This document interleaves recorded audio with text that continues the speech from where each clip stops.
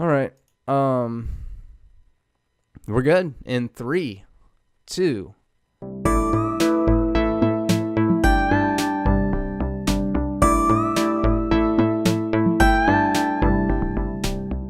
Hey, what's going on, everybody? Thank you for stopping by. I'm Jeremy, and people are terrible. And joining me, as always, is Caleb Miles. What's up, Caleb? What's up, man? How are you doing? I'm good. We got a lot of news stories that we're going to talk about. We got some cool topics we're going to discuss a little bit later on in the show. And we got some Florida Man headlines as well. So thank you guys for stopping by to check out this video. Before we get started, do me a favor. We got you captive. Take a second to smash that thumbs up button. We'll wait. All right, cool. So we'll go ahead and get started. I think that was too long of a wait. I think that was a bit long of a pregnant pause. It almost got awkward, didn't it? It was a little awkward. It was like, did my phone just cut out? What's going on here? And hopefully while people are driving, if they're listening to an audio in their car, they're going to have to like look down at their phone and be like, oh, did it stop streaming? And that's how wrecks happen. That is, I hope not. But that is a kind of a troubling thing to do, considering how often we'll get dropped from the call for a second. You're just fucking with fire at this point. If it were live, it would be really bad. And I completely froze as well to make matters even more complicated. You just pause your whole image? Yeah, for sure. So, man, I'm glad that you brought this first news story to my attention. Actually, you didn't bring it to my attention. It got my attention yesterday. I tried to talk to Ian from the Controversy about it, and it didn't go anywhere. So let's try to milk this for the great story that I really think it is. Sorry about the pop there. The headline that I wrote is, "Did that troll just fart glitter at me?" And apparently at Universal Orlando there is literally a troll named something Diamond. It's like a dude Diamond or some shit. And is his name Dude Diamond, or is it you adding in the Dune? Dude. I think I'm adding in the dude. Dude Diamond, that could be a porn star name. That could be a porn star name. Well, I just think it's funny because it's like it's a naked troll with a very sculpted butt and glitter. And this thing got ass implants. Did you see this thing? Oh yeah, it's got a tight little caboose. No, like from the side, it got that you could rest a drink on it thing. You know? Yeah, 100%. I support. I'm into the big butts. Therefore I cannot lie. But so I think it's weird. You know, it's a weird thing to see at Universal just going on. I'm kind of into it though. I think it's pretty funny. It is. It's great. I think there needs to be more things that fart glitter. His name, I was real fucking close, dude. It was Guy Diamond, not Dude Diamond. So very Diamond. Similar. Dude Diamond's so much better. They should have named him Dude Diamond. 100%, man. They really dropped the ball on that. If Stan Lee taught us anything, anytime you can use alliteration for a character, you do it. Yes, sir, absolutely. And I was just kind of curious. I didn't get the right angle, I don't guess. Does Guy Diamond have a butthole? I mean, the glitter has to come from somewhere, right? I don't know. I'm assuming. I mean, I see the butt crack. I'm going to watch the video real quick. Let's see. No, it just kind of like shoots out of the crack. It looks like it's more of a stream, not like a poo stream, like a straight up and down line stream. Yeah, it's not like a huge explosion of glitter. It's like a practical amount of glitter. You know what I mean? I wish it was more glitter, to be completely honest. Like the old yeah. I want like a cloud of glitter. I want like bitches to be covered in it when they walk by. Just like, what the hell did you put glitter all over my clothes? Yes. They look like they just now left a titty bar. Yeah. I think this is how gay people are made. I'm pretty sure. They get farted on by Guy Diamond. Oh. Glitter on. That's what happens. Oh, dude, did you see that Donald Glover bleached his beard? Yeah, maybe he got farted on by Guy Diamond. It's very possible. It looks like his hairline in that picture, though? Nah, is it receding? No, I don't know what it is. I mean, it's looks like an EKG. Like it's moving all over the place. Oh well, I don't want to get past this Guy Diamond thing yet, man. Like I said, I felt like we overlooked the comic mining of this that we could do. So I really want to lean into the most minor unimportant story that we have on this list. Yeah, let's just go straight into the farting one. Yeah, 100%. And I guess that about wraps it up. Yeah, that's probably it. Kind of anticlimactic there at the end. All right, whatever. What do you think I'm here for? To amuse you people? Oh, I know. yeah. You think this is an entertaining show? You're on the wrong damn show. All right, so this is kind of a cute story. The woman's obituary jokes about finally having the smoking hot body thanks to cremation. I just love this story because this is something like I would want at my funeral. Because funerals suck no matter what. Yes. But I'm a person who's laughed through my entire life. I laugh still way too much at stuff. So I would like to continue that when I'm dead. It's like, what's his name? That comedian who has like the whole sketch about when he dies, he wants to like not be in the coffin and then come out on wires above everybody and like freak them out. Like you need to have fun with this shit. I wish I had that bit. I don't know who that is. That sounds good. It's amazing. It's the guy who, God, I can't think what he's in. He's in a ton of things. He was in Mama's Boy, I believe. Anyway, I cannot remember his name. But yeah, he has a great bit about it. I'm trying to fucking think who that is. Oh, well. I think that it would have been cool if she anticipated her death and wrote her own obituary, but that never happens, obviously. But the kids wrote the obituary for her. Yeah, it is. Like kind of like this is a live podcast right now. Kind of same principles. You know what I mean? I think it's pretty awesome. Yeah, I actually wouldn't mind just recording it or like at least write it, but even record it and just play it on audio would be pretty amazing. If you're watching this video, I'm dead. That's in a lot of movies, right? Yes, that is.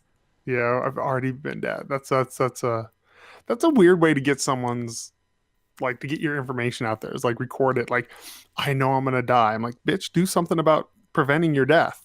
You're wasting time recording videos. You know, it would be dope if you had like a webcam in the back of the funeral home and you were in a closet, right? Like you faked your own death and you were like, hey guys, if you were watching this, I'm probably dead. Oh, hey, Aunt Becky, nice dress. You look cool in that fucking color red, and then come busting out of the fucking closet like the Kool-Aid man. Oh, fooled you guys. Would you actually do the oh yeah Kool-Aid man thing when you do it? I don't know how topical that joke will be when I'm I don't know 65, the ripe old age of 65 when I cash out. But I would say, when we're that old, do you really care about it being topical? No, old people are never topical. No, we're right. We're already not topical. We made a Kool-Aid joke in 2019. It's already not topical. That's season 1 Family Guy, if I'm not mistaken. Yeah, I think so. Season 1, season 2, somewhere around there. It was pretty early on. Good stuff. This Family Guy was one of those shows that was like canceled for a couple years and then came back. So the first seasons were like so long ago. Yeah, it was in the same block as Futurama on those, where they like all got canceled and then came back. So what would you like on your tombstone? That's a pizza commercial. We probably shouldn't finish that slogan. Might get copyright claims. But what do you want your tombstone to say? I maybe just like will rise and then a date, like a future date. Yeah, man. I'm into it. I think that's a pretty good one. Just don't even tell like Caleb Miles will rise 2100. Yeah, I think that's pretty good. What about you? I don't know. Something classic, like he came, he saw, he died, or you know what I mean? Just like something real straightforward, obvious, on the nose, you know, like he lived for a while and then died. What about just like Jeremy free compost or Jeremy like something like that, just random weird. It's real nihilistic. Yeah, for sure. Yeah. Dig me up. Dig me up. Dig me up, Scotty. Say, Jeremy, do you dig me? See? Yeah, there we go. Oh, we're gonna sit on that for a second. What is this story? I didn't actually read it, so I think we could just move on to that one, to the reincarnation of L. Ron Hubbard. What was this that you brought forward? Oh, shit. I actually closed down the article and cut it out because I didn't know. All right, well, you tell me. Jesus Christ, because I have no idea. This is the first time I've read it. Okay. This guy claims to be the reincarnation of L. Ron Hubbard. This comes via Vice, and it's written by Jamie Lee Curtis Tate. So not the Jamie What? Lee Curtis. Yeah. Man, it gets weirder and weirder. We got L. Weirder Ron and weirder. Hubbard and Jamie Lee Curtis. Maybe that's the reincarnation of Jamie Lee, even though she's not even dead yet. Correct. Maybe Correct. that's what it is. So apparently, the 31-year-old has legally changed his name to Lafayette Ron Hubbard, but the official Church of Scientology isn't buying his story. So, in a Skype call a few months back, I asked L. Ron Hubbard to talk to me through his tattoos. I have a cross of Scientology here, he said, gesturing to his right arm, and the actual Scientology symbol here, gesturing to his left. I have the infinity symbol on my forehead, which was a cover-up. Are you looking at that picture of him right now? Can you see him? Is that not titties in the middle of his forehead? Let me zoom in. Does it look like titties? I think there's nipples in the middle of that infinity sign, if I'm not mistaken, but I might have... It's very blurry. I mean, if he is, then he might be L. Ron Hubbard. If he has titties on his head, I'm starting to buy it. All right, sorry. Continue on with the articles. My bad. Let me see. In particular, L. Ron Hubbard is obviously not the L. Ron Hubbard who wrote sci-fi novels, founded Scientology, and I don't know, that just makes me crack up. That he's not the L. Ron Hubbard who wrote sci-fi novels. That's where they go straight. Yeah. Founded Scientology and died in 1986. This L. Ron Hubbard is 31 years old, lives in a small town in Washington State, and claims to be the other L. Ron Hubbard, but in his new body. Through this, L. Ron Hubbard's driver's license identifies him as Lafayette Ronald Hubbard. It has only done so since 2017. Up until that point, he went by Justin Allen Craig. So this guy just wake up one day, but apparently the Church of Scientology says most Scientologists remember past lives. Hubbard himself claimed to have lived previous existence as British imperialist and mogul Cecil Rhodes, a tax collector in ancient Rome, and an alien race car driver in a distant galactic civilization. Dope. So here's my thing is, they're like, nah, this guy ain't L. Ron Hubbard, but L. Ron Hubbard was like, yeah, I was an alien race car driver. Yeah. And they're like, where do you fucking draw the bullshit line? You know what I mean? It's like, oh, I'll believe all of this, but reincarnation's out of the question. So they believe in reincarnation, apparently. They believe he was reincarnated. So why would he not come back a fucking 50th time? Yeah. No, 100%, man. I don't know that he's not L. Ron Hubbard, but I agree with you. I think that it's like, come on, man. It's such a ludicrous religion in the first place. L. Ron Hubbard was trolling just like this new L. Ron Hubbard is trolling. Yeah, I think it might be him. Let's say. Yeah, same shit. And I don't know, man. I need to bring up that picture again to confirm. Maybe I can get everybody to weigh in on whether that infinity, quote unquote, infinity sign is actually a set of titties. Infinity? Yeah, infinity.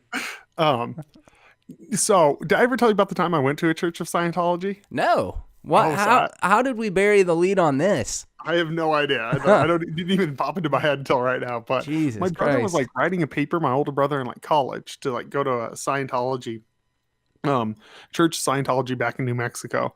And it was like it was something like put yourself in a situation you're not familiar with and interact with people or something. So he's like, fuck it, let's go to Scientology.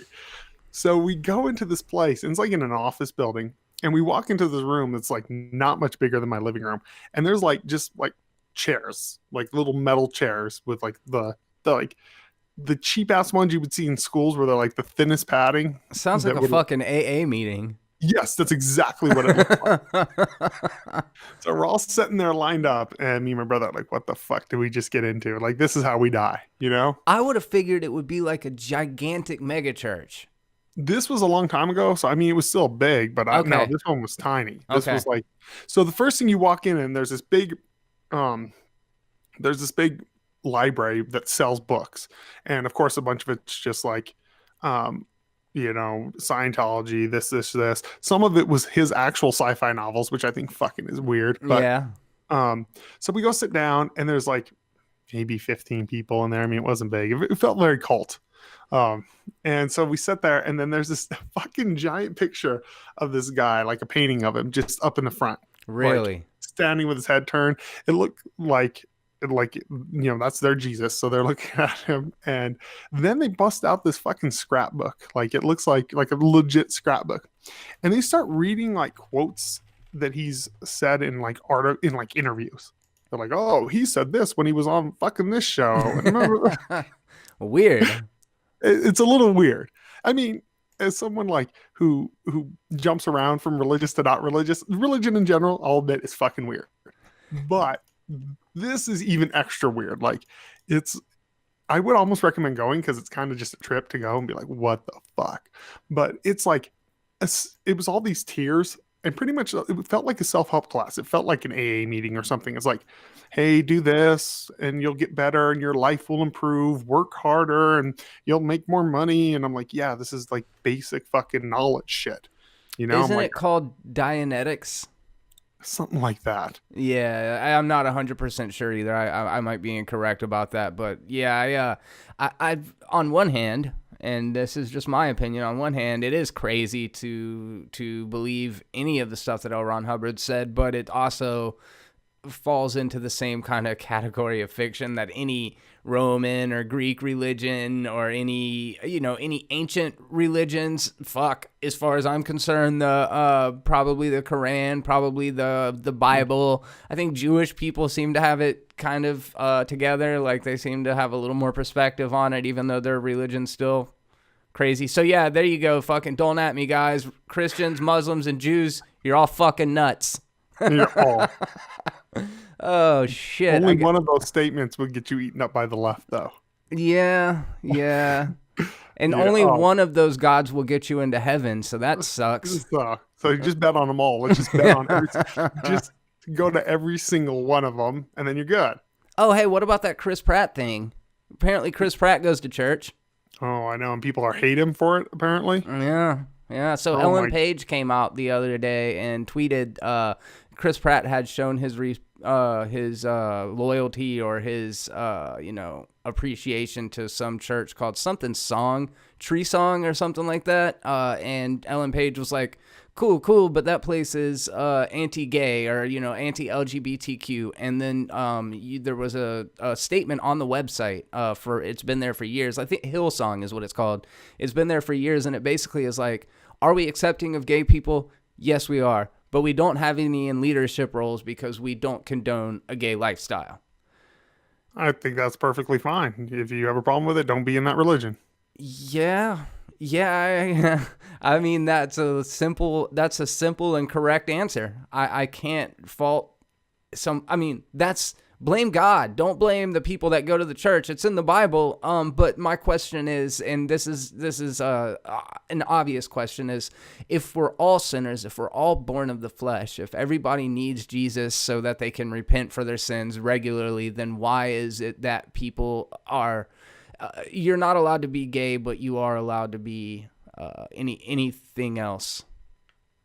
So that's been one of my hangups is that I've always had is that like I always find it weird that this is the one that everyone's like fuck everyone, Yes.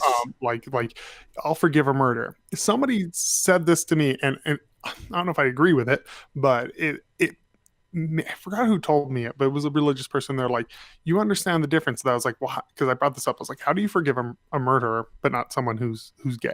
And they're like, we can do that because yes, you have sinned, but you're not living in sin. Yes. She's like, if he were to go out and continue to murder every fucking week, then no, we wouldn't forgive him. And it was one of those things I'm like, oh, okay. Like I don't necessarily agree with it, but I was like, because obviously I don't think a murderer and a gay person are the same thing, obviously. But I was like, oh, okay, that at least kind of makes sense. There was some justification behind it because I never had even thought of it. I was just like, that just was a weird hang up of mine. I am one of those people where, like, for me, if he goes to a church where, as long as they're not spouting hate, you know what I mean? Like, there's churches out there that say way more stuff that I guarantee you I could bring up Ellen Page to, and she would fucking clam up and not talk about it. I'd be like, hey, how do you feel about Louis Farrakhan? And she'd be like, yeah. I'm like, he said Jews are devils. Like, he's like, there's churches that say a lot of fucked up shit. There's churches that aren't.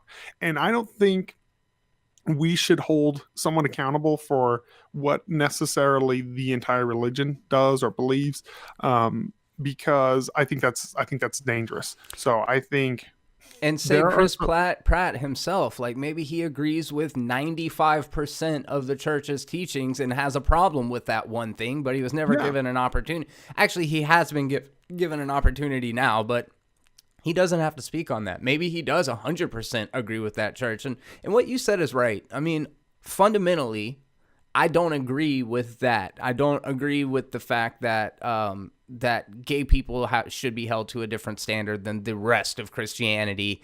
And in my experience, now with the murder situation, that's a little bit hyperbolic, but the idea that like on a day-to-day basis, we're going to struggle. We're going to make these very human mistakes of looking at your neighbor and thinking she's hot. I mean, that's like one of the fucking commandments. So like there's these impossible standards that we're going to struggle with all the time, whether it's continuously the same one or a combination of different ones. So even though I don't agree with the ideology behind it, I support Chris Pratt's decision and freedom to be able to go and fucking worship where he wants to. That's kind of the thing about America, even, you know what I mean? Well, and here's even my thing, like as someone who's very just pro gay marriage, I'm also pro the right to be 100% against it. I'm not one of those people. It's a good point.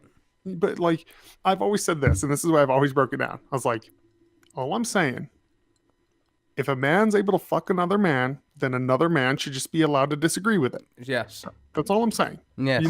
Now, if someone's like, you fucking and and like hurt someone or is even verbally assaulting someone, I disagree with that 100%. Yeah. But if someone's like, no, I disagree with it, I don't think it's right, I think it's a sin, then that's fine. That's the great thing about America is we don't have to be this homogenous society who all agrees. That's what's made us wonderful for all the time. There's stuff in a lot of religions that there's stuff in Christianity I don't agree with. There's stuff in Hindu I'm sure I don't. I'm sure there's stuff in Muslim that I'll be like, no, I disagree with that. But guess what? As long as you're not harming another individual, that's where my line for everything is. So like with Chris Pratt, he should be allowed. I mean, Chris Pratt, from everything I've seen, seems like such a good man. The thing is, he might have traditional values. Oh, the horror. Oh my God. Chris Pratt might be traditional values. What a piece of shit.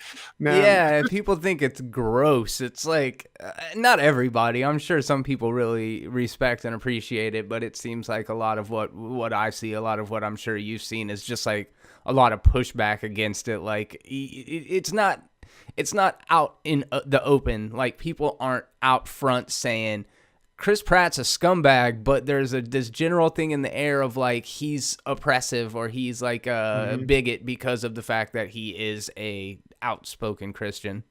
So here's my thing. I'll start taking Hollywood serious about morality when they stop fucking when they shut down child pedophilia in Hollywood. Yeah.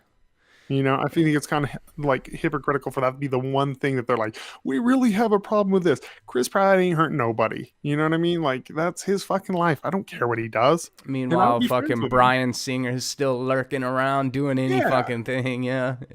I think it's a bunch of bullshit coming out of Hollywood, and I think it's a lot of virtue signaling and pandering to certain people to make sure. I think that everything means nothing. So let's move on to the next topic. Elon Musk wants to have sex with Mars or something. This was kind of funny.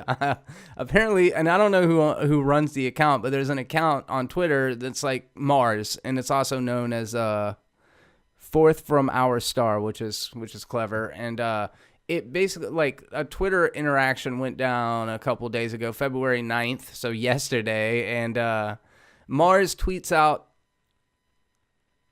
I want you... Oh, I don't want you, only Elon Musk. And then Elon replies, I want you too, baby. And then Mars says, when are you coming over, baby? And Elon Musk, classily, as always, says, send me hot pics and I'll be right over. And then Mars tweeted back and said, send a real sexy picture of what looks to be, I don't know, man. What is that? Can you see it? like a little crater with like a mountain in the center. It's very nipple-ish in a It's. weird way. I was wondering, is it an inverse nipple or is it a butthole? It's probably a boob. It's probably a boob. All right. So that's the hot pick that the thing sends, and then and then Elon Musk said, "Thank goodness it's not November," as a clear reference to No Nut November. And then Mars says, "Thought I looked cute in this pic. Might delete later." And it's just a picture of Mars. And I mean, I don't know. It's just fucking funny, right? What do you think about this? I think it's hilarious, but I thought the CNET what was the headline that they used? Elon Musk is flirting with Mars on Twitter, and it's weird. I'm like, it's not weird. I mean, it is weird, but it's funny as shit. You know what I mean? Yeah. It's not really creepy. It's not really pervy. It's just some stupid thing. I think it's funny that some kid started an account and was able to connect directly with Elon Musk and have this little back and forth with him in that context. It's not like I'm sure Elon Musk responds to everybody, even though he clearly responds to lots and lots of people about every fucking thing.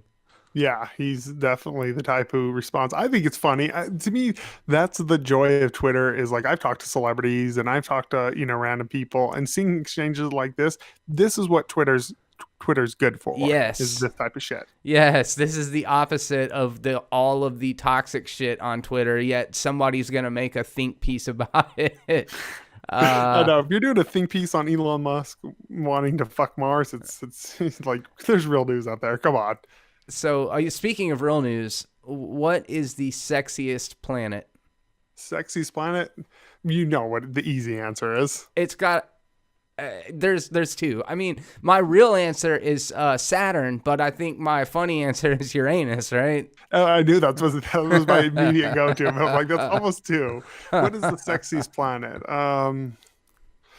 Mine was going to be Mars because it is, hot. And then there's, I don't know, is there a sexy planet? I think Saturn's got those rings and shit, man. I don't know. The rings ain't doing it for me. It looks like a fucking hula hoop. And then, Jupiter's got the big ass, like, storm, like a big red thing on it. I don't know what, like a birthmark. I don't know. Birthmark? People like those, don't birthmark all over it.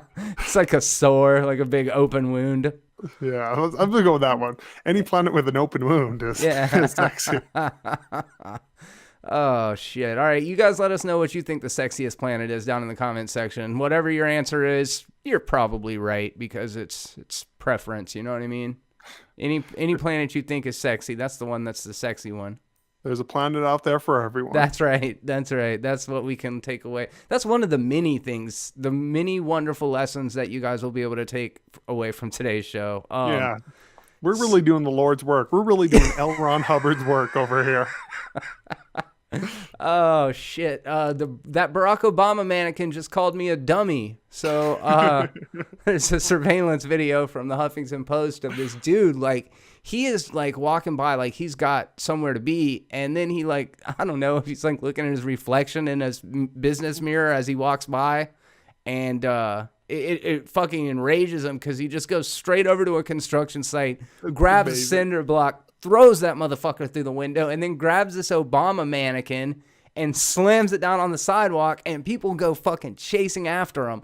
The name of the store is good. Do you have that in front of you? I think it's Romantic Depot, wasn't it? Yeah, Romantic Depot.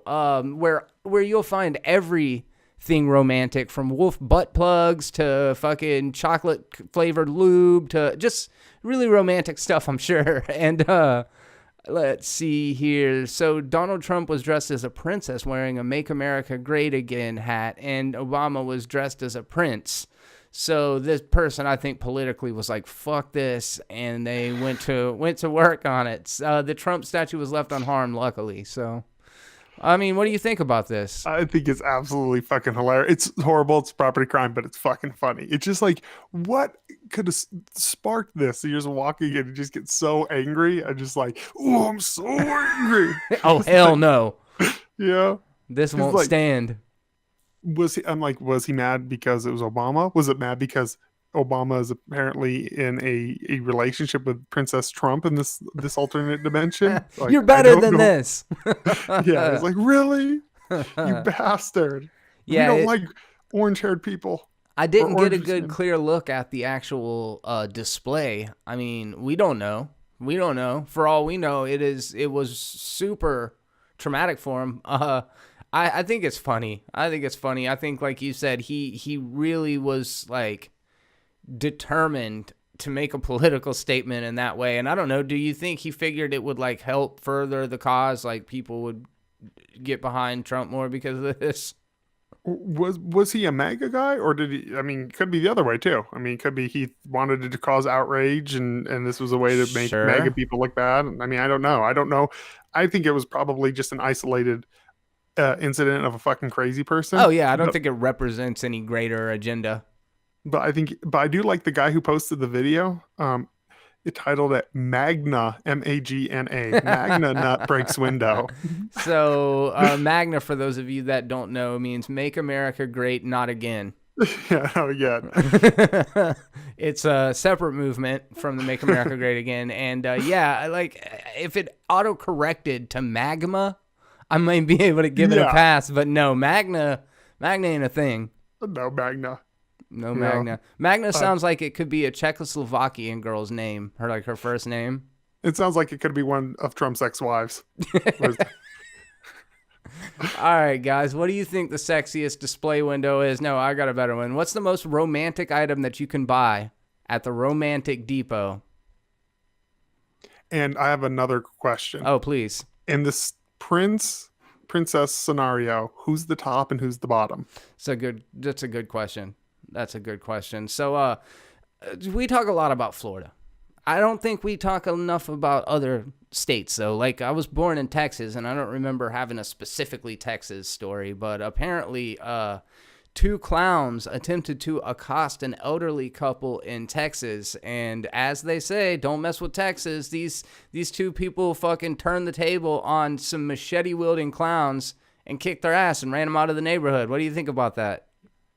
I think it's amazing, especially when you hear their weapon of choice is a scooter. Yeah, that is a pretty important part of the story. So these two clowns, like teenage dudes, kind of fucking intimidating looking dudes. I don't know how big they are, but they like approach them in their yard. They look fucked up, trying to attack them with a machete. And a Texas woman used her granddaughter's scooter to defend herself against a pair of machete-wielding men wearing clown masks. Look, there is nothing that you can do to a clown that is not at least semi-justifiable. Clowns are fucking scary. Clowns rob old people. Clowns stand on the side of the road. I don't know if they still do it. They just stand on the side of the road in woods and they like wave real fucking creepy to you. So I think in a way, just the disguise means they had it coming. Like they deserve to get beat with a scooter. I just think like two people in clown masks with machetes fighting a grandma with a scooter sounds like a Robert Rodriguez like scene in a movie, like a grindhouse scene. That is something like we could make a short film out of just 100%. Strictly that altercation, and it would be gold. Copyright, yeah, it'd be amazing. Copyright. People are terrible. To February 10th, 9:24 a.m. Any movie about clowns that comes out after this owes us royalties.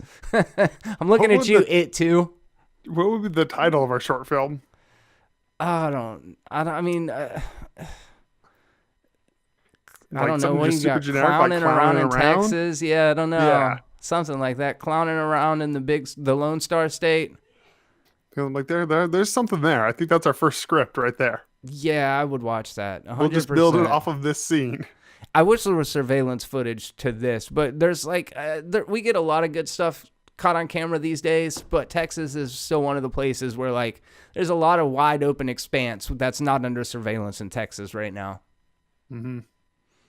Yeah, it's a different type of place. Colorado. Oh, yeah. There we go. Colorado in the house. Yeah, my state's here. Well, not my state. I guess I'm a transplant. So, all right. This is a pretty badass story, too. We've got a jogger running down a hiking trail in northern Colorado when he is set upon by a fucking mountain lion. It just jumps on him out of nowhere. He gets into an altercation with this thing, grabs a rock, fucking bashes his cat on the head, somehow gets behind it with an MMA chokehold, and fucking strangles this fucking mountain lion to death. What do you think, man? I think this is the coolest man in America right now. Like, think about, like, no one can ever outdo one of your stories. They're like, oh, I did this and I this, and you're like, yeah, I rear naked choked a mountain lion to death one time. Yeah, that's a really badass story. That's That is a the really best story I've ever heard. There is that Like- show called I Survived back in the day, and it was just basically graphic descriptions of people getting mauled. This is the table turning on that formula. Yes, this is this.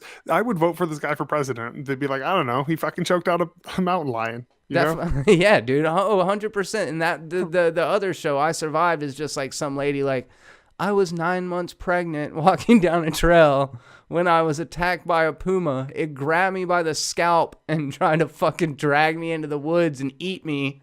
And luckily, they never like fight the thing off. That's what I'm trying to say. Is No. like, okay, so just to devil's advocate it here, did he have to kill the thing? I mean, I don't. yeah. Do you think the cat wanted more after getting fucking hit with the rock? No, I think he had to kill the thing. I'm happy he killed it. He should have fucking ripped off its tail and shoved it down its throat. That's what he should have done. Yeah, I mean, mountain lions, dude, they're everywhere. There's fucking thousands of them. They don't typically mess with people, but what I heard is adolescents, basically the way that cats train to hunt prey is they just attack anything. They fucking attack anything, and when they realize that it's not prey is when they stop treating it like prey. So if a person is running at a certain time, that cat's fucking cat brain is going to start, gears are going to start turning, and it's going to pounce. And these motherfuckers can pounce like, it said 40 feet. I don't even know how that's possible. I believe it. I'm thinking what a house cat can jump. Yeah, that's a good point. You know, they're just giant house cats. Think about that's the thing is I don't even know if I can fucking choke out a house cat. Those little bastards. Dude, yeah, if they start kicking with their legs, man, they will fuck you Yeah. up. I saw a clip on, I think it was on Twitter. It was somebody posted like, first of all, I hate when people post videos of people getting mauled, but like it just popped up in my feed, and it was a guy getting attacked by a tiger, and I was like, oh, that guy's dead. They showed him afterwards, he survived, but like, I don't know how. He was so ripped apart. I was just like, oh my God, it's unreal what like their teeth and their claws can do on a big cat, like on a wild cat. It's unreal. That has to be like the most terrifying thing to get attacked by to me is a wild cat. Well, we'll circle back around to that because I was kind of curious about that. Do you think that I mean, fucking mountain lions and they're cougars, pumas, panthers, mountain lions, they're all the same thing. I don't know how this one animal got 1,000 different fucking names, but they weigh up to like 160 pounds. This guy was 80 pounds. Is it still badass? Yeah, it's still badass. I think it'd be 50 pounds. That's a big fucking cat. It's a big fucking cat. Like people have been killed by way smaller things. Like literally it's unreal what those things can do. I don't know. I'm like, after just watching Glass and Unbreakable, I'm like, superheroes are real. If there's a guy who can choke out a fucking mountain lion, anything can happen. You ever seen like a large predatory animal? Like just out in the wild? In the wild, yes. I've just seen like coyotes and shit, you know, but they're all over back home, but nothing like too crazy. Same. I've never encountered a bear in the wild. I've never encountered any sort of wild cat in the wild. Well, the two that I have seen on at least several occasions are sharks, mostly bull sharks out in the Gulf of Mexico, and then alligators. Florida alligators are all over the fucking place too. So those are two things that you will just run into out in the wild, or at least in my experience, in a very water heavy area in Florida. There's a lot of those things around. I've seen alligators up to like 12 feet. And okay, I was trying to think of a story to tell before we did this. There was one when I was surfing and I saw a bull shark swimming. Not a very good story.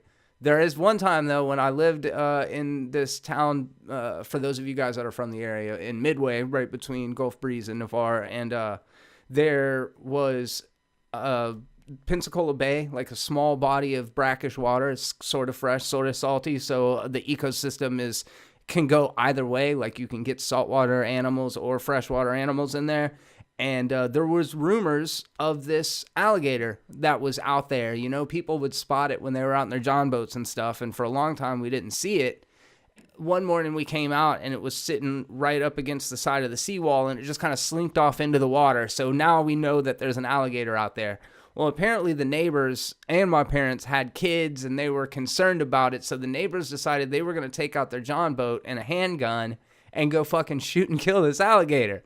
Which, for those of you guys watching, I understand that that is completely unnecessary. As a 6-year-old kid, people weren't really interested in my take on this whole situation. I'm like, you probably shouldn't do that. And they're just like, shut up, you fucking 6-year-old. So they go out in this John boat and they shoot the alligator, which they are under the impression that they've killed this gator. So they tie a rope around it and they drag it back into mainland. When they get onto the beach, sorry, this is a long-winded story. When they get onto the beach, they tie this thing to the seawall, and it comes back to life like it was unconscious or some shit. They shot it twice in the head, and it just starts thrashing around, and everybody's freaking out. And finally, I don't know, in all of this commotion, somebody called the game warden. Finally, the game warden shows up and is just like, what the fuck are you guys doing? And shoots and kills this thing with a high caliber fucking weapon. And was like, don't do that. That's what I was just going to say. I don't know shit about gators, but I would assume a handgun is not going to do the job on that fucking thing. And why fuck with it? That's what I didn't understand. It's like, I understand being concerned, but it's also just being like misinformed, because there's a lot of gators out there, just like there's a lot of pumas out there and sharks. And for the most part, they don't fuck with you. They don't want nothing to do with you, you know? Have you seen the video of the gator? Or it's at like one of those things where they keep them all together and they're feeding them, and the alligator eats the other alligator's arm? No. That's nuts. This guy's like throwing meat into the cage, and there's like 10 of these things, you know? And like their mouths are all open, they're looking for it, and then all of a sudden, like one of them like gets confused and it, like looks at the other one's leg and bites it and then rolls. Oh shit. And that thing just pops straight off, and it lifts its mouth up and it like eats the fucking leg. And the other one just like, the alligator, it's horrible. It's a little funny because the alligator just looks and turns it and looks at him like, did you just eat my fucking leg? Damn, dude, they're like big, stupid lizards, and apparently they'll burst. Like, they can run fast in certain situations, but for the most part, I've just only ever seen them like laying there, like sunbathing. Like, they don't even barely fucking move, other than to just, like I said, like slink off into the water and just kind of glide away. I don't know. They're not a very threatening animal in my experience. Now, a crocodile, on the other hand, fuck that. So what's the difference between a crocodile and an alligator? I should know this. I have no fucking idea. About 5 feet. No. Oh, really? For sure. But crocodiles are the ones that you're gonna find them on the Nile and in the Nile Delta, down in Africa primarily. They average between about 17 and 20 feet long. They're fucking huge, and they've got the real big.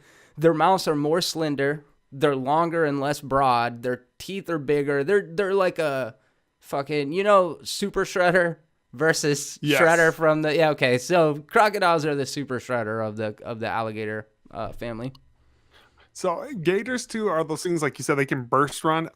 There's a lot of animals like that you see, and you're like, oh, well, they're fucking dumb. They just lay there, like hippos. Like, hippos kill a ton of people in Africa. Good point. Hippos are actually... Like, you're more likely to get killed by a hippo than probably every other animal we've named on this list.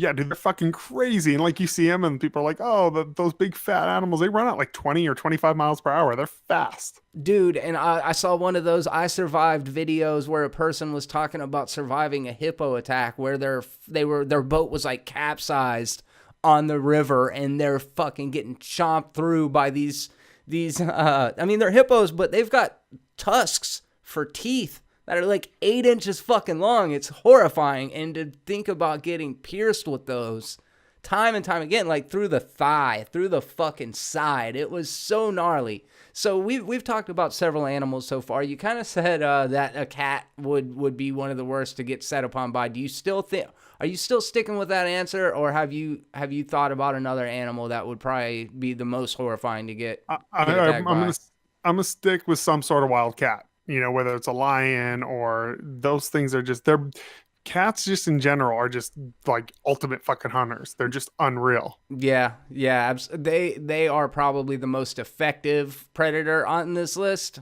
I don't know. I guess that's kind of tough to pinpoint. They're land sharks. That's what they are. My fear is 100% a shark. Like, you're so vulnerable in the water. On my feet, with my hands, I might have some way of picking up something to stop it. I may be able to get the upper hand in some way. With a shark, it's like you're just standing in the middle of an open field and there's a sniper on any fucking side of you. You don't know where it's coming from. You don't have a chance to react. And there is something just primally fucking horrifying about that. I think for me, like, I don't even think of sharks because I've always lived in landlocked areas, you know? So like I just don't go in the fucking water, That's you know? fair. Unless one's going to one day miraculously appear in my toilet and jump out, then I'm pretty good. Yeah, it's like I'll never die in a skydiving accident because you won't catch my ass jumping out of a plane. Yeah, that's fair. That's like some of those videos you see of people like hugging a fucking cat, and I'm like a wild cat, like a lion or something. Then people are like, oh, it's so cute. And I'm like, all it takes is for that motherfucker to not even mean to hurt you, but accidentally swipe your face and you're done. Siegfried and Roy, right? Yeah. Wasn't that the name of the two magicians? One of them got fucking eaten to death by their own pet tiger that they'd had for decades or some shit. Yeah, it's one of those things you're like, people say that shit and you're like, yeah, it's a fucking tiger. It's yeah. As long as you're on its good side for this particular minute. Do you know? Oh, and then there was what the fuck was his name? It was a huge story. He was a huge meme for like a year. That gorilla, Harambe. Fucking Harambe, the gorilla, was a hero to people. I thought that was so funny. People were like, he's holding him, he's being sweet. I'm like, that motherfucker about to rip that kid in half. Who knows, man? You can't fucking know an animal like that. Well, it's apparently Disney every movies. gorilla was like, no. Apparently they like display their fucking trophies before they demolish them. So people were like, no, what he was doing there was actually like really like scary. Like he's about to fuck that kid up. Damn. You know? Like, poor Harambe. And I'm like, yeah, it sucks. The fucking gorilla's dead, but I'm more worried about the kid. You can't ask a wild animal what their intentions are. That's just the thing. It's like they don't fucking know you like that. Like, you're a different species of animal to them. They don't even know what their intentions are. He could be like, I'm gonna save this kid, and then 5 minutes later, it's like, nah, let me pop his arm out. I'm bored with this. Yeah, for sure. Who knows? But for those of you guys listening, Caleb supported the death of Harambe. I'm on the right side of the issue. 100%. Fuck Harambe. So you guys let us know, what is the scariest animal attack that you could possibly have. Let us know down in the comment section. And we're going to go ahead and move on to What the Florida?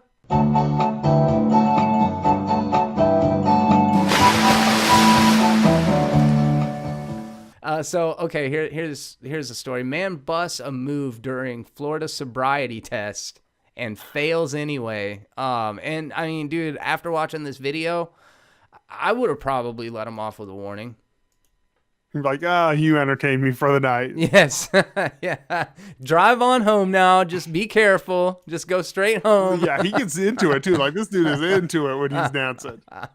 It is so fucking funny, dude. At first, I couldn't tell, like you can't tell a wild animal's intentions, like we were just talking about. You can't tell a drunk person's fucking intentions either. No.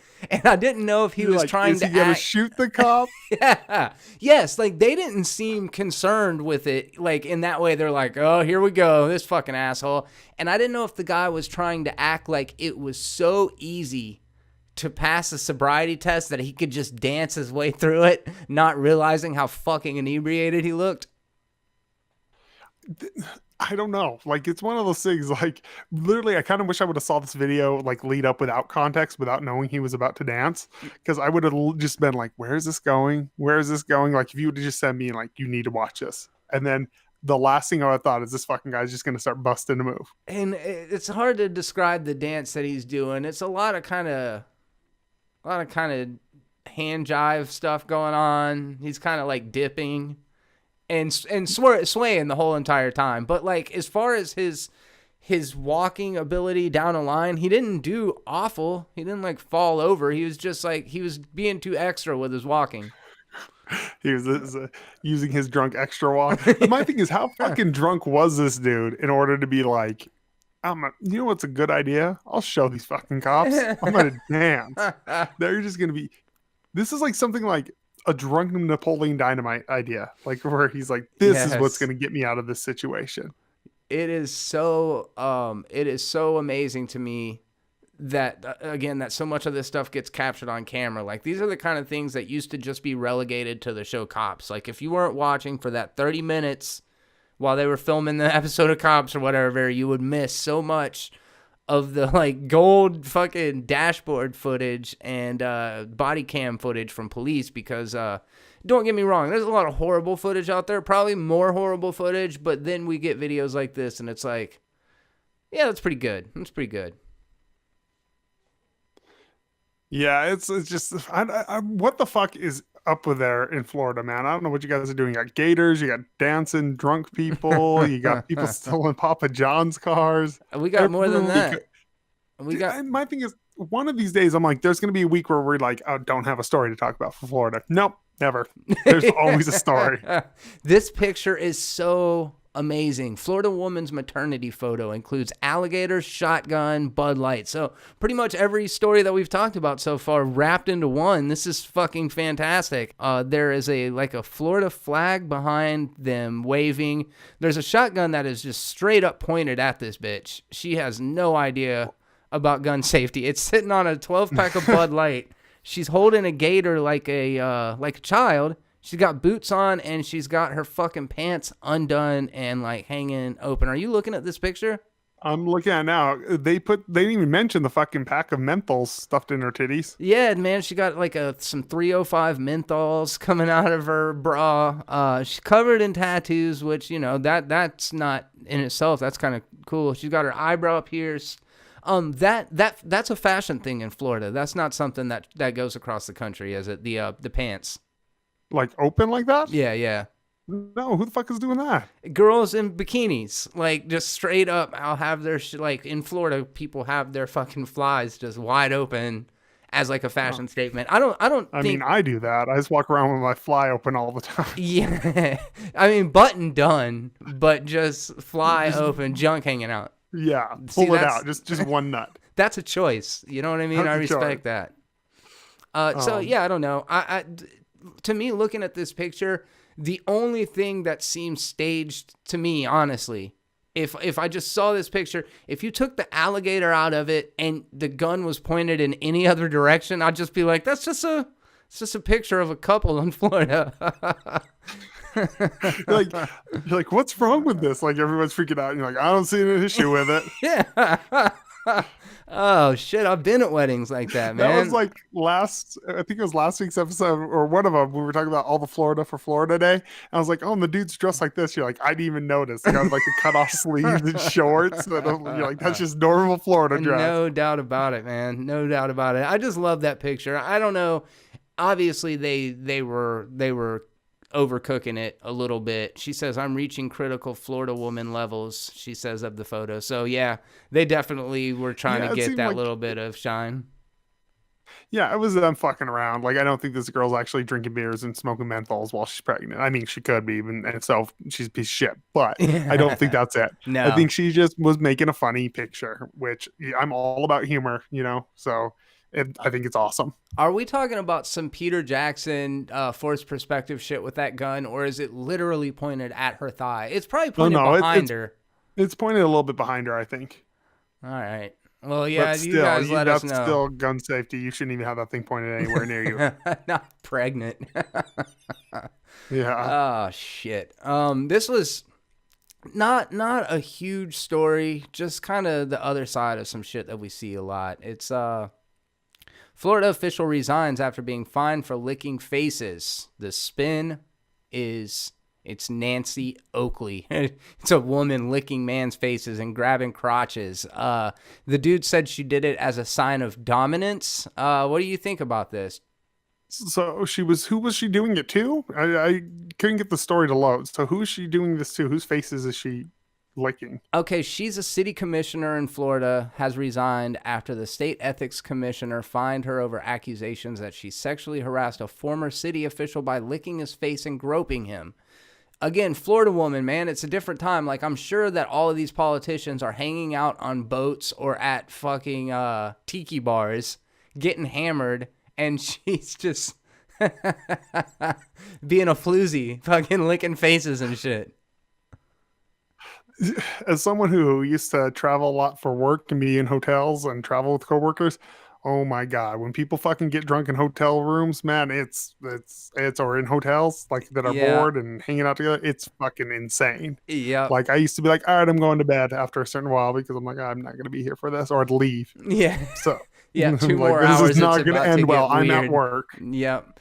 Yeah, I don't know. I mean, I think in itself, what she did, like, I don't think I'm as precious about sexual, quote unquote, sexual harassment and sexual assault as other people. I don't know if it's specifically because I'm a guy, but there's something overly sensitive about the idea that this guy, unless he just wanted to find financial gain in it, maybe potentially file a civil suit over it. I don't understand why. Like, if some woman groped me, I would be like, bitch, get up off me. And that would be the end of it. You know what I mean? Have you ever been like groped at work? Because it's one of those things they don't talk about. I know I have, like unsolicited. Dude, I worked in the restaurant industry. Men, women, pretty much anybody who, it was all fair game. Like, yeah, dude, I had credit cards. Are you familiar with credit cards? Yes. For those of you guys that don't know, it's like, you know, in old martial arts movies, how guys would like karate chop boards to break them. Take that karate chop hand and swipe it up somebody's butt crack, and you say, credit card. And that was like that was a routine, man. Well, it's one of those things, like, always when all this, like, Me Too movement stuff came out, I was like, yeah, it's horrible, but, like, let's not pretend that, like, there's not women out here doing some shit at work. Yeah, 100%. Because I remember one time I was bending over picking up something, this older woman, like, way older than me, just fucking, like, reaches behind me and, like, grabs my nuts from behind. For no reason. A deep dive. She was just like, I'm just fucking going for it, you know? It's pretty startling when I was like a 19-year-old young man. I was like, whoa, what the fuck? So, yeah, I don't know, man. I don't know if it's that I just was maybe brought up more like affection. Like, I hug people when I see them and shit. Like, I don't have those kind of boundaries, I think, as some people do. Yeah, I mean, like, it depends on, like, if you're grabbing my nuts, yeah, whatever, you know? But, like, I'm a pretty affectionate person, and I'm also one of those people, like, if you're a female friend of mine and you, like, lean on me while we're talking, I don't think it's weird. It doesn't mean anything to me, you know? Right. Like, or if I put my arm around you or give you a kiss on, like, side of the head or something, like, that's not me, like, being sexual, you know? Because I'm from a pretty touchy-feely family, you know, everyone hugs everyone, and so... But like, if someone's grabbing my dick, it's a little different. The licking the face thing, if you're drunk and you lick my face, whatever. Okay, you're fucking being. I licked my brother's face at my own wedding because it was so shit faced. Because the photographer was like, he was like, "Give your brother a kiss on the cheek," and my brother's like, "No, I'm not doing it." So we finally talked the photographer into like letting me kiss his cheek. I mean, my brother into it. So right as we're going to do it, the photographer's going off. So we pretty much have a flip book of me going and licking the entire side of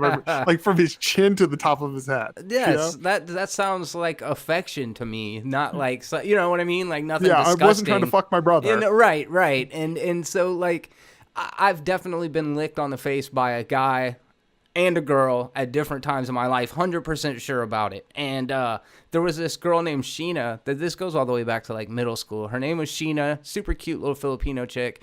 And she had this thing where like she was going around licking her friend's eyes. She would hold your eyelids open and lick your eyeball. And I would way rather have my nuts grabbed than have somebody lick me in the face or the eyeball. 100%, like especially the eyeball. No, don't touch my fucking eyes. Just grab my junk. You could like fucking fondle the head. I don't care. Just don't touch my goddamn eye. Yeah, just don't start anything you can't finish. If you're gonna fucking fondle it, do it for like 10 minutes. Just do it for a while.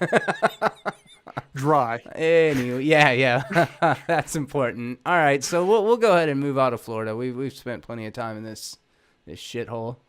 Just kidding. Just kidding, Florida people. You know I've been here forever. This was literally right 10 seconds before we started recording. I noticed people were having a meltdown on Twitter about an SNL sketch that I haven't seen, but apparently there was a sketch that was like doing the opening of Charlie's Angels with the women in Congress, and there was Nancy Madam Clapback Pelosi, and it's a picture of one of the girls like doing that obnoxious clap that Pelosi did. Then it says Alexandria, I say what I meme, M-E-M-E, Ocasio-Cortez, which is funny because she's always just about memes and Twitter and, Yeah, oh yeah. And then Kirsten, kooky Arizona lady, cinema. And then Rashida, impeach the motherfucker to lead. And so I was like, okay, it's a sketch comedy show doing sketch comedy. But apparently, because you watch SNL. I don't. I haven't watched SNL in years. Would you agree? They make fun of politics, first of all the time.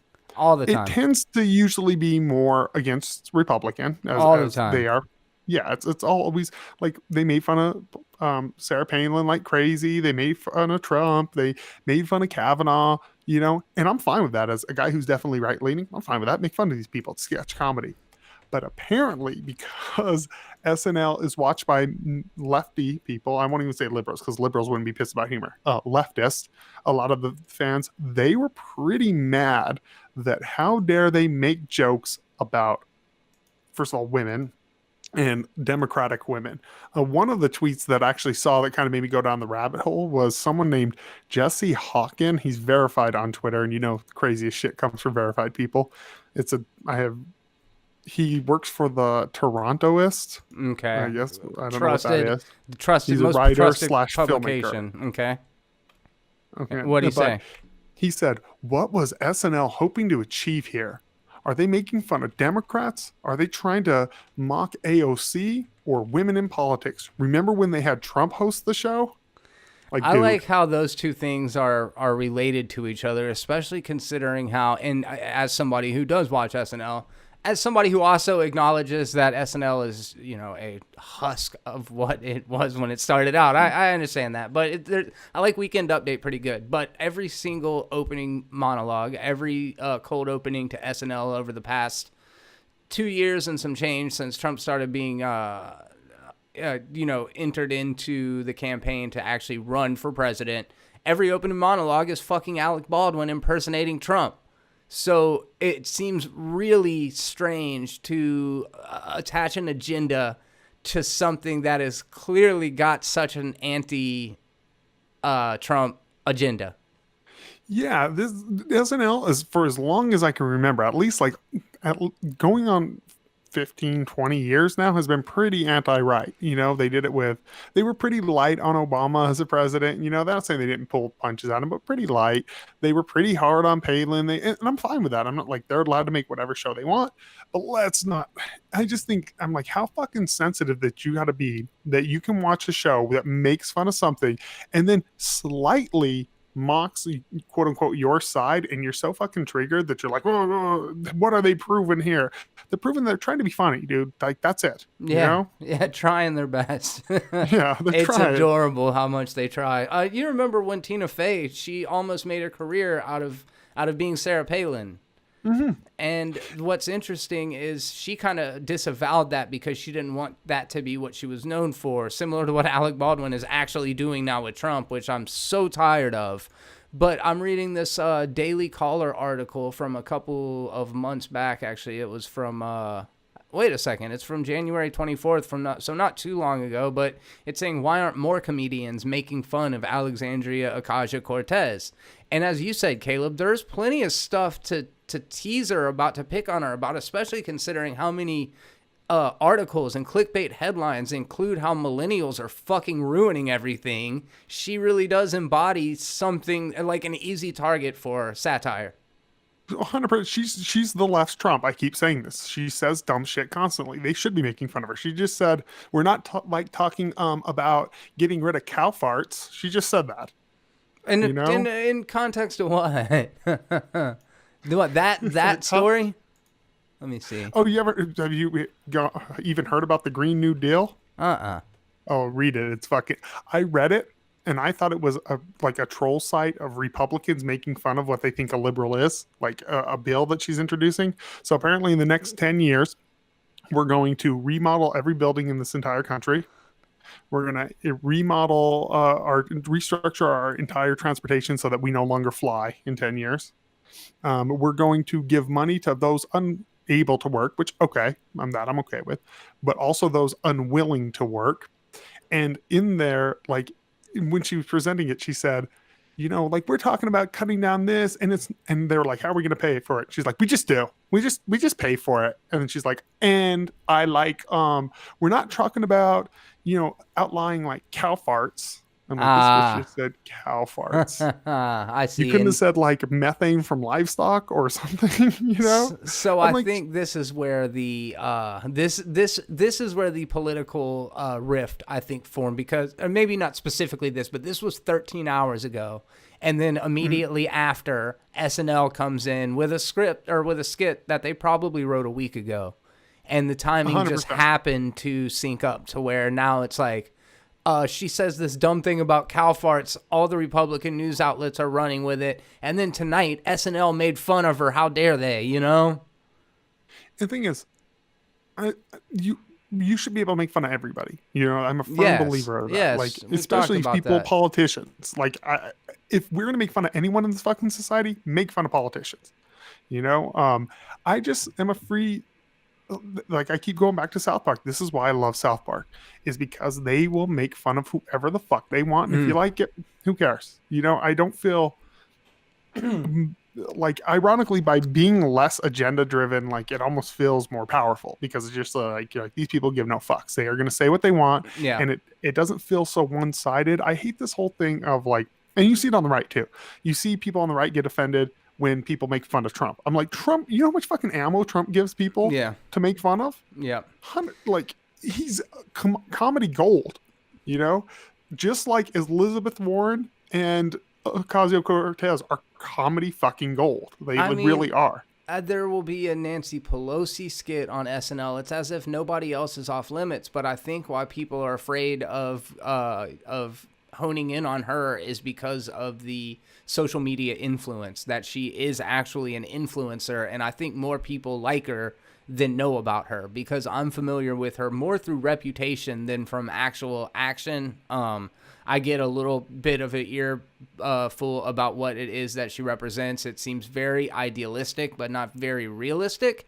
And I think a lot of the things that you just mentioned as far as being a 10-year plan, they don't seem practical. Now, that said, that's just based on secondhand information that I just now got. It did remind me, and I don't know exactly why this came up. When we were talking, I thought about the fact that I saw that episode of Family Guy.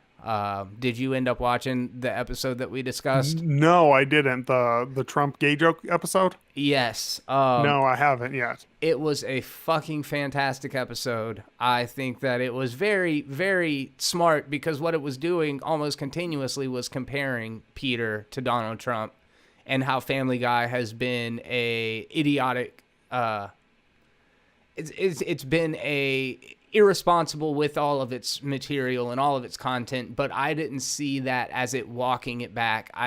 Especially the way that the episode itself ended, it seems like it seemed just more like a passing bit than it did like the message of the story, like where Scrubs has that third act acoustic thing and the voiceover, or even South Park, the very last scene is typically somebody having a speech that reveals what the message of the whole episode was about. And this didn't feel like a button. It was just one blow over fucking statement throughout the runtime. It didn't seem like it was an issue until the producer came out and was like, "No, we are walking back the gay jokes." Oh, like, yeah. Fuck. I forgot about that part. Yeah, like, because the clip I saw, I was like, no, I was like, how did that happen? And I was like, oh, because the producer came out and said. Yeah, that's right. That's right. That does change it. Again, I don't think that was what Seth MacFarlane's intention was. But if you guys saw that episode, it's the only one that I've ever seen that has Donald Trump like as a prime character in it, and actually Meg ends up falling in love with Ivanka in it. It's pretty funny. So All right. Well, I don't know about this Alexandria Cortez. I want to read up a little bit more about her. I think the reason why people, like I said, I think the reason why people are a little bit more reluctant is because they don't want to end up looking like the bad guy. So that leaves her off the table, which it's just if her political ideology didn't sync up with Tina Fey's, maybe Tina Fey would be more likely to call her out anyways. You know, if it were a very powerful right-wing personality, like let's just say Tommy Lahren, for example, she would go against her because she doesn't agree with her political ideology. But if you agree with the majority of what a person's saying and then you attack them and you're singled out by their fans who are actually your fans as well, then it gets a little bit more like dangerous for your brand. We need to get over this thing of not calling out our quote unquote side that I just hate. I'm Yeah. like, we need to be okay doing that because all of these people say ridiculous shit and some of it's funny. And especially if you're going to do comedy, you make fun of it because that's what comedy is.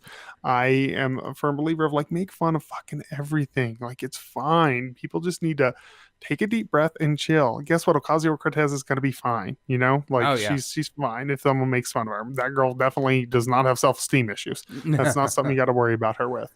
So, I know this isn't exactly a new issue, but somebody who works in advertising and somebody who works at marketing, something that I've heard always, and even it still persists to this day, but within the past couple of years, I've noticed a dramatic shift away from the idea that sex sells.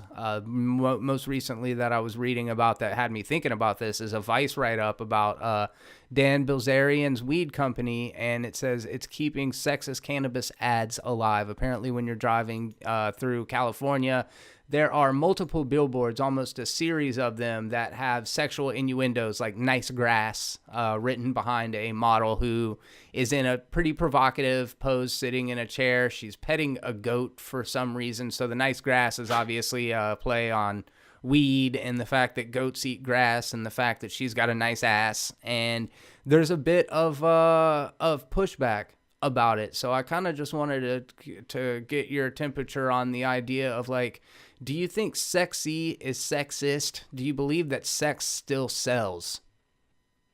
So we have a video right now with 7,904 views currently. Which It's one is about it, nudity. Caleb? It's the one about Paris nudist restaurant. So yeah, it still sells. People are horny as fuck. You know, I feel like there's this weird thing right now where there's this whole like sexual liberation. Let's all be sexual. Let's all be sexual. But then when you're sexual, it's sexist. You got to fucking choose one. Are we all sexual and everyone's fucking everyone and having a good old time? Or should we be, is female nudity and sex work great and women empowering, or is it putting them down? You got to fucking choose. That's kind of where I'm at with this whole thing. That's where it gets, it's interesting. And I guess that's the, well, okay. So on one hand, I do agree with you that sex still sells. I also believe that it is very reliant on the product and the merchandise that you're trying to sell, right? Like, if you're trying to sell food and sex, that's not a combination that's necessarily aesthetically or intellectually pleasing. I don't know. Some people remember the Paris Hilton burger or whatever debacle. Do you remember that? The big Carl's Jr. Yeah, Carl's Jr. and Kate Upton. That's the one I specifically remember. Yes, and you're right. They did use it as a way to sell the product. It was a little bit interesting, but I guess what I was thinking about, and it comes up in this article, is like the strip clubs with buffets in them. Like nobody wants to eat at that buffet. You mean you don't get all you can eat wings at a strip club? Oh man, the wings I might be able to trust, but fucking eggs or something like that, hell no. I don't know what the difference is. I go to be in honest. Blindfolded to avoid boobs and just eat eggs while I'm there. That's my strip club experience. What do you want? Chicken wings or eggs? It's not sexist that way. But you know, I think you're right, and that's what's interesting is feminism. There are multiple different waves of feminism. Obviously, I'm not going to sit here and mansplain all of them, but there are different approaches to it.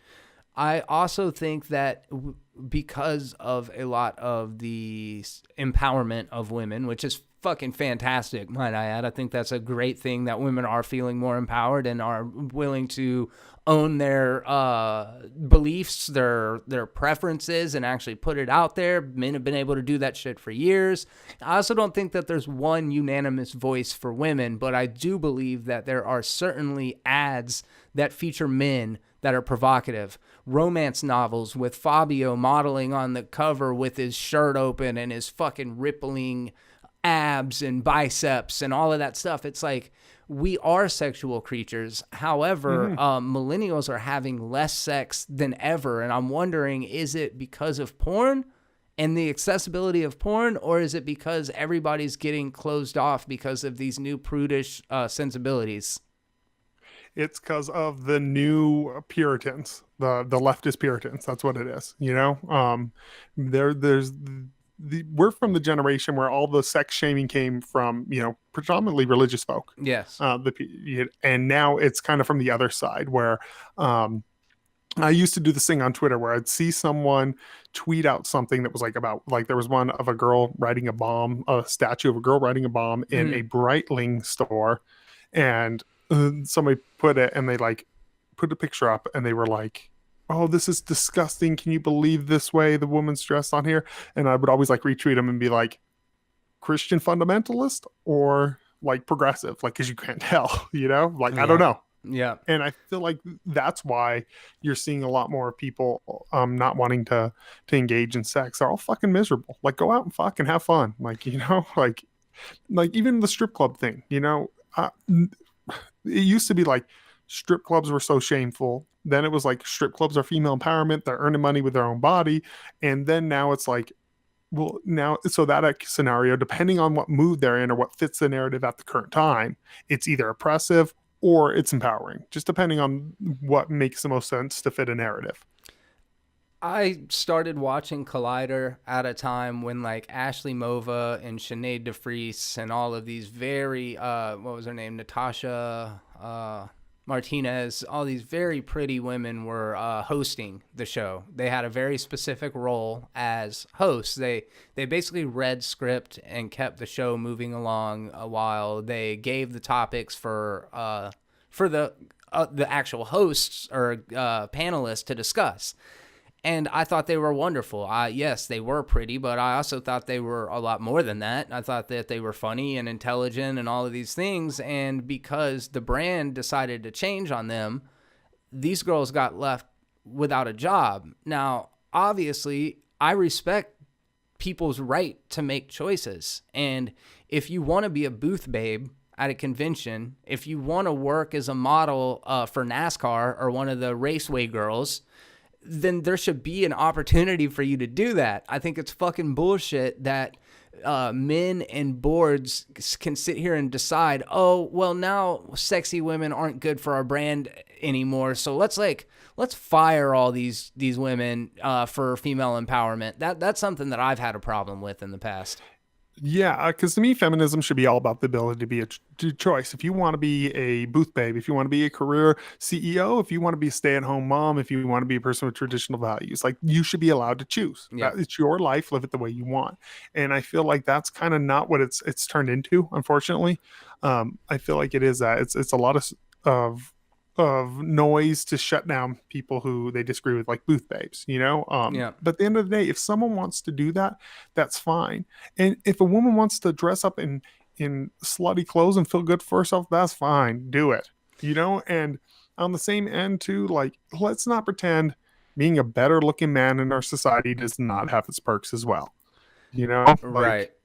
I'll use a small thing. When I was 400 pounds, yes, I was good at sales when I did face-to-face sales. Good. Lost 180 pounds. Guess what? All of a sudden, it was a lot easier to sell jewelry to housewives. Interesting. Yeah, I mean, I guess that makes sense. And okay, so how about this? How about I'm a parent and I don't want my fucking kids seeing women sexualized like that on billboards? Well, I think there's the thing is there's a world full of a lot of shit that you can't control. Your job as a parent is not to shut down the world. It's to help your kid navigate through said world. And that's where Very you start. fair. Yeah, that's very fair. In my mind, I think that there is a difference between very public spaces, and then I do think context matters. I do I think agree. ultimately that context matters. I also think that if a brand makes the decision to represent themselves that way, again, that's their choice. If that's the look that they're going for, if that's the aesthetic that they are trying to do, and they want to market specifically to the Maxim crowd or the, Nuts magazine or fucking Front or whatever, you know what I mean? Like whatever lad mags they want to emulate, that should be their ability to do that. Now, I do see the difference between buying an ad in a magazine or on a website versus putting up a billboard. I can see that side of the argument. But I think it's interesting that it's a lot of the cannabis community that's giving pushback to this because they don't feel that it represents where they want things to go. They want it to be more mainstream. They want it to be more accessible and to not look at as a stigma. Do you feel like the sexualization of females will be reductive to the pot movement? I think it's fucking hilarious that a movement who's been all about freedom and essentially libertarian values of do what the fuck you want is now trying to shut down other people from doing what the fuck they Or want. turning I into think, Walmart? yeah, like it's just it's ridiculous. You know what I mean? Like if that's the way the company wants to advertise, fine. If you don't like it, don't buy the product. Vote with your wallet, have a backbone, and vote with your fucking wallet. That's the easiest way to hit these people. You know, anytime there's stuff like the Gillette ad, if you were offended by the Gillette ad, then don't buy Gillette. It's problem Yeah. solved. You don't need Yeah. to freak out. You don't buy vote. You vote with your wallet. People see it and go, "Fuck, man, that commercial was wrong. Our marketing was wrong. We need to adjust." So Like is this that's the like way a it works. swinging pendulum on a clock? I mean, is it just going to inevitably and for eternity go back and forth and back and forth, and values are going to continue to shift from one to the other just throughout the decades? 100%. I feel like ironically, like I said, I feel like the Puritan values are back in a big way. They're just back about different things, like essentially like we don't want to sexualize women anymore is a new idea, but that's a very old idea, you know? Like Yeah. it's weird. I mean, what I do know is that there is no one overarching voice for any group of people, and that's what I keep coming back to, is because there are sex workers today. At the same time, Christians still have conservative values, while at the same time there's this new class of leftist people that all of a sudden are doing a lot of shaming people of different lifestyles, of different cultures, of different mindsets. I still think all of those things can exist within the same ecosystem, but it is quantifiably apparent that Game of Thrones does not really have nudity in it anymore. The first season of Westworld was extremely titillating. Almost every character was nude in it, but the producers decided that it wasn't good for the quote unquote story anymore, as if it was ever good for the story, So it's like they can spin it in as many different ways as they want to, but I think that what we are seeing is a centering of everything. Like Marvel characters are extremely sexualized within the confines of a PG-13 movie, and for some reason it seems way easier for the women to feel Thor's arm muscles or chest muscles and comment on his body and how big he is than it would be for an unconscious Nebula to have four fucking men leering over her, grabbing her boobs, talking about her body. You know what I'm saying? And one of the things, like you're probably like me, like I am fine with the sexualization of men. I don't I don't care. know. I don't give a fuck at Like all. No. me either. Like I Yeah. don't care if you want to talk about dick size and abs, go for it. I don't give a fuck. Yeah. Like Yeah. that's fine. And like I was having this conversation one time with a coworker. She was like, "You don't know what it's like to have body standards pushed on you. I mean, we grew up with Barbie." I go, "Look at a fucking He-Man toy. No You really, shit. you really think that's a?" She's like, "That's not a realistic body type." I go, "Look at a He-Man toy. Look at No any old shit. Wolverine toy. You know, Yeah, like 100%. And I've made that point as well. Is it's like that the body, there is an idealistic body on both sides of the coin.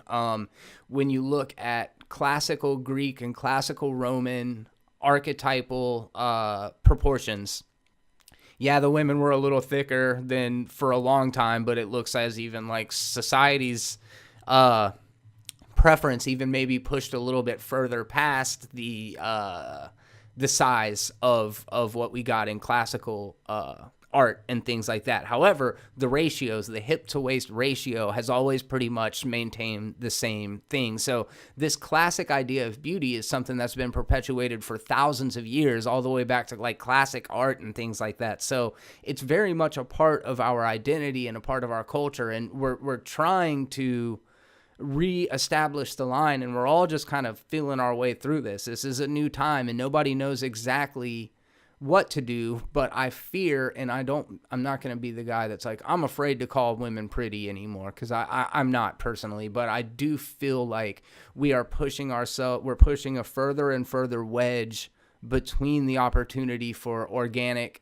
human interaction when we cut ourselves off so much from these kind of relationships and opportunities.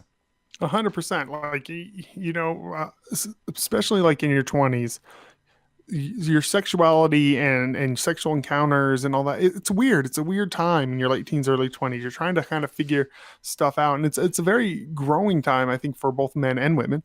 You learn a lot about yourself. You meet a lot of good people. You make some mistakes. You sleep with people you wish you wouldn't have slept with. I know I did,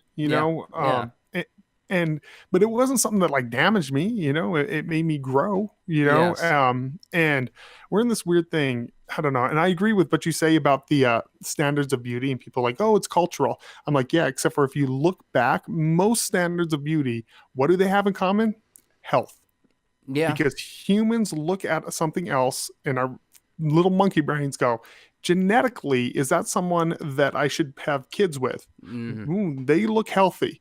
Ooh, they look this. That's why people go, oh, why isn't a big girl or a big guy the is considered sexy? That's why. Because we look at it and we're still creatures who look at it and go, well, biologically, that's probably not the healthiest option for me to procreate with. That's all this is. It's not sexism. It's not that. And this is coming from a guy who was 410 pounds. Yeah. Like, I still have body issues. I still have some saggy skin. I still have some issues of my own. But guess what? I'm fine. I'm okay. It's. I think people are just overly sensitive to where I keep coming back to. I don't know where the fuck these people grew up to where they're this sensitive about everything. Yeah. No shit. Yeah. To have the opportunity, as we've said before, it's almost like privilege breeds the opportunity to sit around and just critique what other people are doing instead of, out there living your lives. But, ultimately, selfishly, I will miss titillation. I did like Maxim magazine. I know it's like, I just like the female form. And if there are, on a less selfish and a less personal reason, if there are women out there who wish to pursue these kind of careers, if Sports Illustrated and Victoria's Secret are still a thing out there and they're marketing to women and they send out free catalogs every month with women in lingerie on the covers of them, I don't see the difference, and I don't see why we should set a precedent for we shouldn't be job shaming people. If the guy's able to work at Trader Joe's and everybody can support him for that, then if a girl wants to be a fucking a raceway model, then they should have had the ability to do that. And I miss seeing the Ashley Movas and the Sinead DeFries and stuff like that. I would hate to think that now because you're a pretty girl that there's not as many opportunities for you. Like, what the fuck? But just my opinion. Sexualization isn't going anywhere. As long as we have social media and girls are going to keep posting half-naked pictures, and that's fine. They have every right to do that, and there are women who like to be sexualized. Just like let's be real. Every guy, when a woman thinks she's hot, it gives you a little ego boost. Yes. Mm-hmm. Like it does. Like when a pretty woman's like, oh, you're hot, you're like, hey, I feel good, even if it just means nothing to you. And there's, to me, nothing wrong with that. There's nothing wrong with a woman wanting to feel sexy. There's nothing wrong with a woman wanting to feel beautiful. And a lot of times when it is these things where people are like an outcry, usually the person who's in the ads, like, I loved it. I felt sexy. I felt this. They're not offended by it. Yeah. So it's putting your values onto another person, which goes back to the gay and straight thing that we were talking about earlier. Just don't put your values onto another person. You can disagree.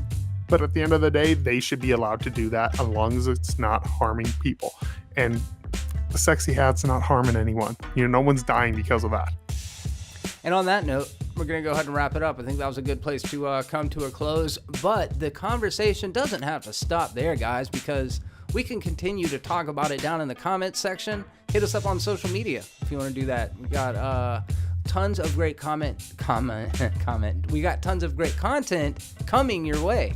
It's a little tongue twister. And hopefully tons of great comments too. Yeah, hopefully y'all are going to send some of those our way. We put some good questions out there on the table for you, so let's have some fun down there. And if you enjoyed this video, do us a favor, take just a second, click that little thumbs up button. If you are listening to the audio version of the podcast over on SoundCloud or anywhere else that podcasts are available, make sure that you subscribe or follow us over there and leave us a review if you're up to it. We really want to help get the word out, and you are the only way that we can do that. So let's try to help get People Are Terrible out there into some motherfucking eardrums. And on behalf of both me and Caleb, and until next time, be terrible.